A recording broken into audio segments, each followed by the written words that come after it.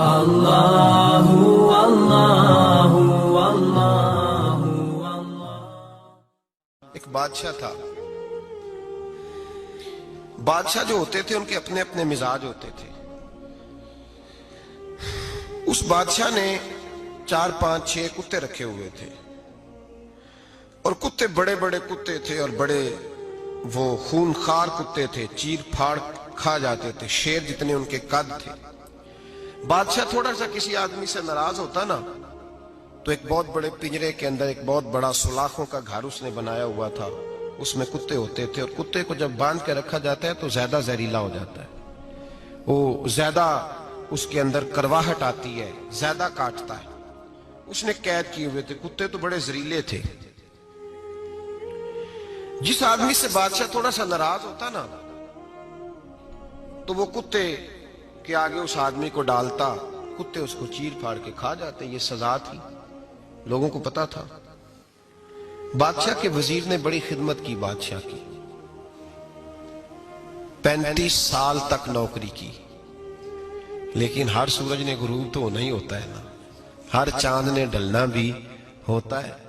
اب بوڑھا ہونے لگا، وہ جو مضبوط حافظہ تھا وہ کمزور ہونے لگا، ہلکی ہلکی غلطی۔ بادشاہ مزاج کا بادشاہ تھا، پر نہیں سمجھ میں آیا تو میں نے کہا کہ لوگ کہتے ہیں ہمیں کام پیارا ہے، چم نہیں، تو رشتہ وفا کا تھا ہی نہیں۔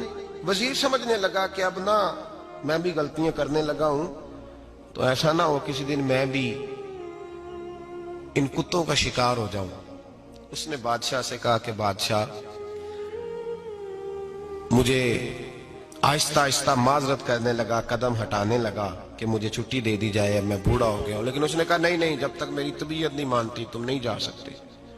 مطلق العنان لوگ تھے، وزیر خاموش ہو گیا، پریشان رہنے لگا، غلطی ہو گئی ہے تو پھینک دے گا۔ ایک تجویز اس کے ذہن میں آئی، وہ جو پنجرے کتوں کے پنجرے پر محافظ بیٹھا تھا نا، جو ان کو کھانا ڈالتا تھا، روٹی ڈالتا تھا، گوشت دیتا تھا، اس کو ایک دن کہنے لگا یار تیری ڈیوٹی ہے سارا دن کتوں کو کھانا دینے کی، گوشت دینے کی، تو 2 4 دن ڈیوٹی مجھے نہیں دیتا؟ کہ تو لے لے، میں تو پہلے پریشان ہوں، سارا دن ان کی دیکھ بھال کرتا ہوں۔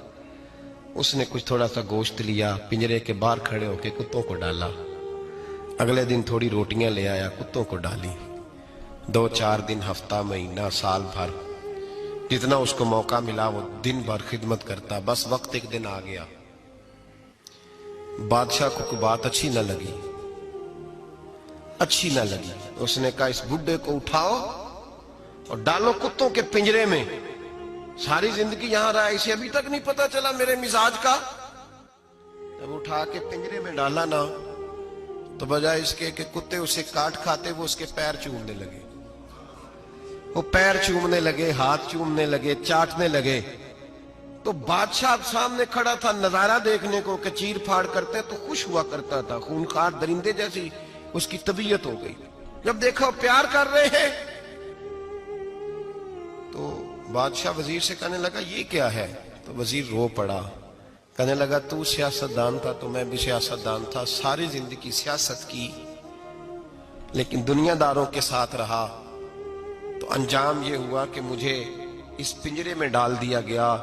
دیکھ تو بہت بڑا سیانہ تھا اور میں بھی سمجھدار تھا، وزیر رہا، لیکن ہمارا روح کا رشتہ نہ بن سکا۔ ارے ہم سے تو یہ کتے ہی اچھے نکلے، تیری 40 35 سال خدمت کی تو نے کتوں کے آگے ڈال دیا، انہیں تو چند مہینے روٹی ڈالی ہے، میرے وفادار ہو گئے۔